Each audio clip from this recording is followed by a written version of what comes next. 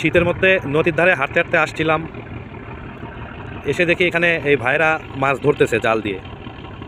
জিজ্ঞেস করলাম মাছ পাইছে কিনা, বললো মাছ পাইছে কিন্তু মাছ দেখি নাই। কারণ এখানে একটা কারণ আছে, সেটা বলা যাবে না, কারণ বললে হয়তো অনেকে ভাইয়ের কাছ থেকে মাছ টাছ নিবে না, এই জন্য বলা যাবে না।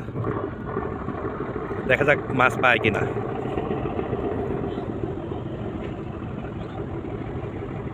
এখানে বোয়াল, তারপরে হচ্ছে গিয়ে আইর মাছ, গজার মাছ, এই ধরনের অনেক ধরনের মাছ এখানে পাওয়া যায়। আসলে কাহিনিটা বলে দেয়, আবার অডিয়েন্স বলবে কাহিনিটা বললেন না, বললে হয়তো অনেকে উপকৃত হতো। বলে দেয় যারা বাগাবাড়ি থেকে মাছ কিনবেন পোর্টের মধ্যে, একটু বড় মাছগুলো একটু সতর্ক সহিত কিনবেন। কারণ এখানে দেখেন, এই যে এ পাশে হচ্ছে কি, এখানে ডিপুর মধ্যে তেল আনলোড হচ্ছে। এখানে হচ্ছে গিয়ে যে মাছগুলো নড়াচড়া করে বা এরা ধরে, এইখানের মাছগুলো একটু তেল তেল গন্ধ, এই আর কি কাহিনী। যাই হোক, এখন পর্যন্ত একটা মাছও পায় নাই। পাইছে কি? এখনো পায় নাই। এরা জাল ফেলার পরে 10-15 মিনিট ওয়েট করে, তারপরে আবার তুলে ফেলে। তবে এখানে যে মাছগুলো ওঠে, মাছগুলো কিন্তু অনেক দামি মাছ। এক একটা 1 কেজি ওজনের মাছ হইলে 1400-1500 টাকা দাম আছে প্রতি কেজি।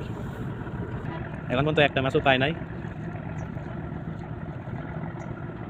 4 ভাগের 1 ভাগ জাল উঠছে মাত্র। কি ঢাল ঢাল, এই দেখেন বাগাবাড়ি যে তেলের খনি, এই দেখেন প্রমাণ দেখেন, এই যে তেল ভেসে যাচ্ছে দেখছেন। ওইদিকে হচ্ছে স্বচ্ছ পানি, আর এদিকে যে তেল ভেসে যাচ্ছে দেখেন, ওই যে আরো বের হচ্ছে এপাশ থেকে। এই দেখেন একটা দৃশ্য, এদিকে চাচামি আইছে, জাল জাল মারবে এখানে। দেখেন চাচা জাল মারতেছে এখানে। দেখা যাক ইনশাল্লাহ চাচা যেন কিছু মাছ পায়। যে ঠান্ডার মধ্যে চাচা এসে মাছ মারতে। হ্যাঁ চাচা মারেন, বিসমিল্লাহ করে মারেন। নাইস। চাচা জাল খেয়ে দিল, দেখি কি মাছ পায়। আর এদিকে ভাইরা এখনো জাল তুলতেছে। এখন পর্যন্ত একটা মাছও পায়নি চাচারা, ভাই একটা মাছও পায় না এখনো।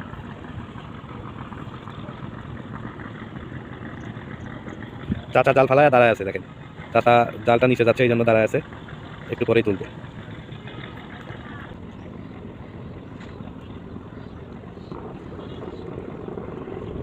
এদিকে চাচা জাল তুলতেছে, দেখা যাক। ধীরে ধীরে জালটা তোলা হচ্ছে।